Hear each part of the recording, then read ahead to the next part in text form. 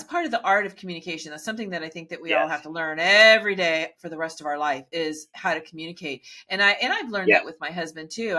And sometimes too, he's in his head when I'm talking to him, right? And so he's not always paying close attention. So I make it my responsibility to make sure that I have his attention when I have something important that I want to make sure that he understands, that he's not, drifting off and thinking about something else. He's got a lot going on. I make sure I have his attention. I make sure he hears me, and that's all of our jobs. That's not, and it's true. We can't expect anybody to be in our head. And that's kind of a passive aggressive way of communication, and it's very unhealthy. We should never assume that somebody else already knows what we're thinking or what we want or what we need, right? We have to say it.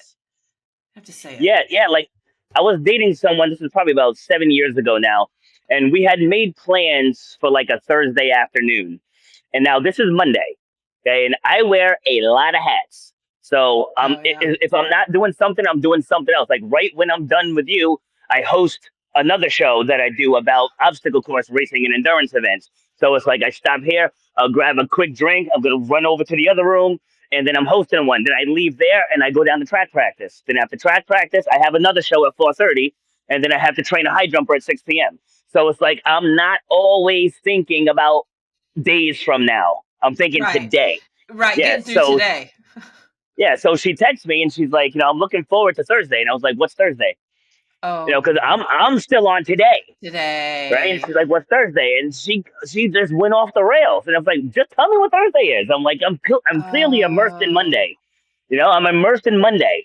And she's like, "Well, apparently you're not as excited about it as I am." And I'm like, "What are you talking about?" Like, I was literally lost because like I wasn't there. I'm working on something, and you text me with a random "I'm excited for Thursday." I didn't know what she was talking about. And so yeah, it turned into a whole thing. Thursday never happened. We fought for like 2 weeks. And finally I was like, you know what, this is not the one. Yeah. That's, oh God. And that's the art of texting too. There can be so many misunderstandings in text too. I mean, you just can't, it's hard enough to communicate with our mouths. It's, texting just takes it to a whole nother level. Goodness. Yes. Cause then people read it based on their emotion. Right, and like, their perception. Yes. Yeah, because I can say something so simple like "good night," but like if I don't put an exclamation point or an emoji or something like that or a little heart, I'm mad. Like, you mad? No, what do you mean? I'm saying good night. I agree. That can get convoluted very quickly. Yeah, the thing is, here's this is a phrase that I've been using in my life for a few years now, and it's really helpful, is go into things curious rather than judgmental. And it goes to a silly little text too. Why are you going into it judgmental? Oh, we didn't put a heart on it, or you didn't put an exclamation. Like, why are you putting so much effort into one text, right? Let's not put so much effort. But that's part of the unhealed trauma that happens to us. And I'm saying this, people, because I used to do this. So I'm not saying this like I'm being judgmental with everybody. I did this very stuff. If you looked at me a funny way, because I was always on hypervigilance, right? I was always looking for something wrong. So it didn't take much for me to always find something wrong. And then I would ruminate on it and meditate on it. Next thing you know, I'm all upset and in a tizzy, and the other person has no clue why I'm upset. Yes. Right? Yes. Absolutely. See, and I'm single now, so I don't have to worry about it. But before, like, I never gave access to my cell phone because like when mail comes to the house, you don't open my mail, right? So why should you have access to my private conversations? I agree. It's like say if I need to vent, it's like you have your girlfriends, you vent. Right. I shouldn't be a part of that conversation. So like, because I was debating someone about that. I said, all right, fine. I said, the next time you go out with your girlfriends, you have me on FaceTime while you guys are talking. And she goes, yes, see, because I'm not supposed to be part of that conversation. I don't even want to be part of that conversation. Right. So it's like, if you go to my phone and I'm talking to someone about whatever, you're going to try to interpret what those words mean. Like case in point, right? I actually have a case in point. So a woman that I was training here, she, I guess she and her boyfriend got into it at their house. A few days prior, she sent me progress photos, right? And that's not uncommon. Like I get hundreds of Oh, right. pictures of girls in bikinis, Sure. like, Yeah. but that's part of it. It's progress photos. And Right. so all I wrote was looking great. Keep up the good work. That was all I wrote. So I guess so now she and the boyfriend, they're probably drunk. They're fighting, Oh, so she yeah. goes in the shower and he goes through her phone, and then he sees that and he sends me this long text God. like threatening to shoot me, and he's gonna come beat me up and all this Oh, other stuff, calling me names, calling her names. My first response was, I think you have the wrong person. that's actually a I good was like, response. yeah, I was like, I don't think this is meant for me. I was like, she sent me a progress photo, and I said looking good. But he took it Right. as she's sending me half naked pictures and all this, like Wow. he put his own spin on it, Spin. Yeah, his and, own and that story.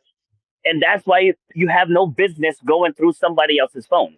And people are like, oh, well, if they have nothing to hide, it's like you should have no reason to not trust. Well, I'll tell you what my husband and I do. We have passwords to each other's stuff. He can get on, he can pick up my phone anytime. And, he doesn't pick up my phone. We don't look at each other's stuff, but we have each Yeah, other's passwords. He has access to all my stuff. I have access to all his.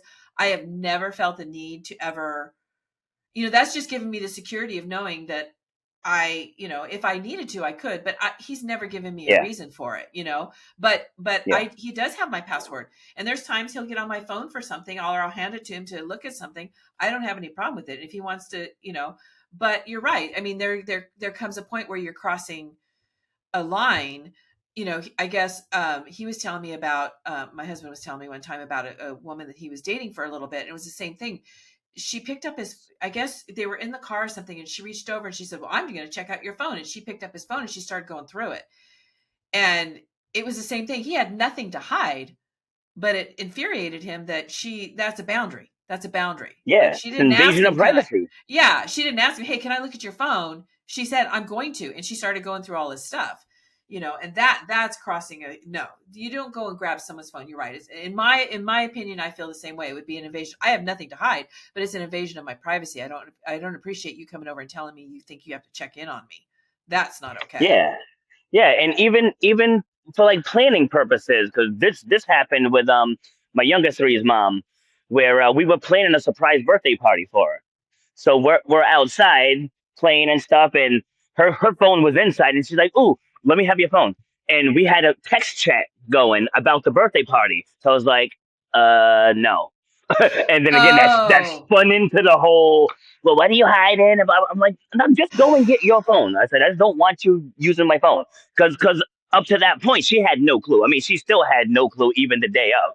But it was tough trying to coordinate with my family and her family, so that text thread was going like all day long. oh I'm like, if she no. opens up the phone, she's gonna see the chat bubble.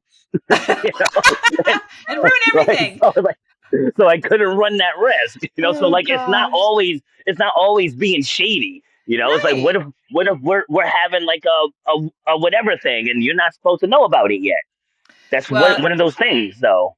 and it's really, I mean, when we're talking about like the woman that my husband dated and the woman that you dated, where they just feel it's necessary to pick up your phone, there's something going on with them, because Mm, that is not a healthy relationship to be in. If you feel that you need to check on your partner's phone or emails or listen in on them, there's something going on within you if you feel like you need to do that. Either the relationship isn't what it is, or there's something going on within you, and that's not what we want to be in. Because I'll tell you, I absolutely live not. in I'm in a marriage where we have 100% trust, and I didn't always have that, and I'm telling you, it's very freeing. Very Yeah. freeing. Oh, absolutely.